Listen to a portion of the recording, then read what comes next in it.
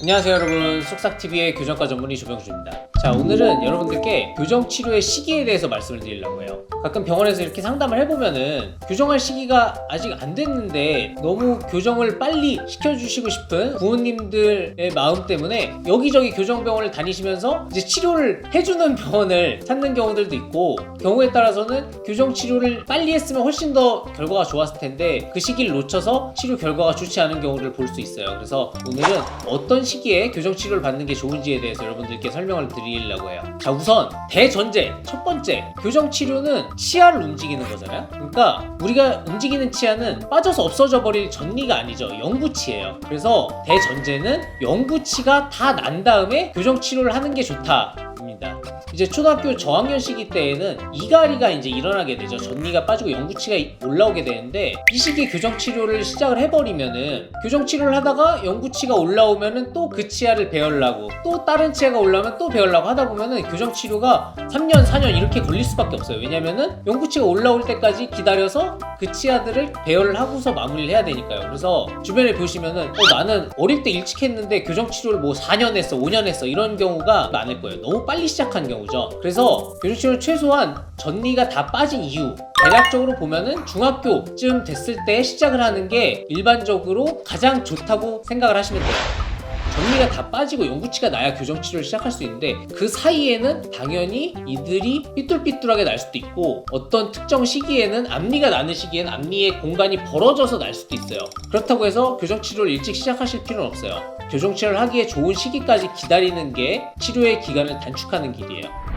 자, 그러면은 예외적인 경우가 뭐냐? 일단 첫 번째, 골격 성장에 문제가 있는 경우예요. 이제 골격 성장이라는 건 쉽게 얘기해서 뭐냐면은 위의 턱뼈랑 아래 턱뼈의 크기가 맞지 않는 경우죠. 소위 말해서 주걱턱이라거나 아니면은 심한 무턱이라거나 이런 경우일 텐데, 주걱턱인 경우는 만약에 주걱턱의 원인이 위의 턱뼈가 작아서 그렇다라고 판단이 된다면은 위의 턱뼈를 키워주는 그런 장치를 사용을 할 수가 있는데요. 일반적으로 이제 페이스 마스크라고 하는 장치죠. 이 장치는 어느 정도 뼈가 굳은 다음에는 효과가 현저히 떨어져요. 그렇기 때문에 어린 자녀가 아랫니가 위랫니보다 앞으로 나와서 거꾸로 물린다거나 아래턱이 굉장히 나아 보이는 이런 경우에는 7살 전후에 병원에 내원하셔서 한번 검사를 받아보시는 게 좋아요. 그래서 만약에 치료를 해야 된다라고 한다면은 그 시기를 놓치지 않고서 치료를 하시는 게 필요하겠고요. 반대로 이 무턱의 경우에는 예전에는 일찍부터 치료를 많이 했는데 요즘은 조금 논란이 있는 것 같아요. 위의 턱뼈를 자라지 않도록 사용하는 헤드기어라는 이런 장치들이 있었는데, 이 부분은 선생님들마다 약간씩 이야기가 다르기 때문에 제가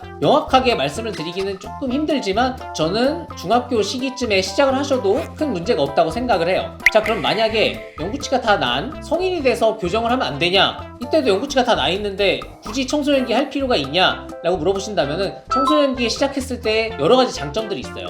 우선 여러분들이 교정치료를 했을 때 말씀하시는 여러 가지 부작용들이 청소년기에는 훨씬 적게 발생할 가능성들이 많아요. 입을 넣었을 때 어떤 팔자 주름이 생긴다든지 아니면은 블랙 트라이앵글이 생긴다든지 하는 문제들은 청소년기에 뼈의 성장이 어느 정도 일어나기 때문에 그런 문제들이 훨씬 덜 생기거든요. 그리고 또 무엇보다 큰 장점은 치아 이동도 훨씬 빠르기 때문에 치료의 기간이 많이 단축이 돼요. 경우에 따라서 위의 턱이 좁은 경우에는 악궁 확장 장치라는 걸 사용을 해야 되는데, 이거는 위의 턱뼈를 좌우로 벌려주는 이런 장치거든요. 근데 이게 뼈가 완전히 굳은 다음에는 잘 벌어지지 않는 경우들이 많아요. 그래서 여러 가지들을 종합적으로 봤을 때 교정치료는 중학교 때쯤 영구치가 다 나면 해주시는 게 가장 좋다고 생각을 해요. 한 가지 예외적인 경우는 아래턱이 큰 경우예요. 아래턱이 위의 턱에 비해서 너무 커서 교정치료를 통해서 불가능한 경우에는 이제 양악수술을 하셔야 되는데, 양악수술을 한 다음에 뼈가 더 성장을 하면 안 되겠죠. 그렇기 때문에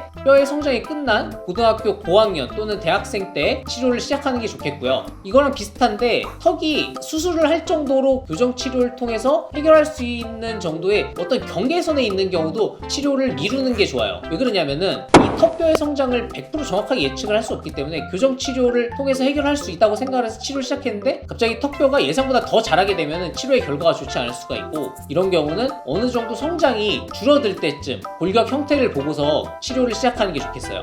그럼 이 영상을 보시는 분들 중에 난 벌써 학교를 졸업했는데 어떡하냐, 이제 치료를 하면 안 되는 것이냐 라고 생각을 하실 분들이 계실 거예요. 일단은 교정치료는 30대, 40대, 50대, 심지어 60대에도 교정치료를 하실 수는 있어요. 다만 아까 말씀드렸다시피 치아 이동의 속도가 훨씬 더 느려지고 그 외에 뭐 블랙 트라이앵글이라든지 입술의 탄력이라든지 이런 부분에 있어서 단점들이 있기 때문에 성인이 되셨다, 뭐 20대면 사실은 거의 상관없는 것 같아요. 교정을 생각하고 계시다면은 하루라도 빨리 치료를 받으시는 게 최종적인 결과에 있어서 훨씬 더 좋으실 것 같아요. 마무리를 하자면은 교정치료의 최적기는 영구치가 다 난 중학교 시기 정도라고 말씀을 드릴 수가 있고요. 예외적인 경우, 아래턱이 큰 경우라든지 골격적인 문제가 있는 경우에는 조금 미리 한 번쯤 상담을 받아보시는 걸 추천을 드려요. 그리고 마지막으로 청소년기가 지나신 분들이더라도 교정치료를 생각하신다면은 20대시라면 30대가 되기 전에, 30대시라면 40대가 되기 전에, 50대시라면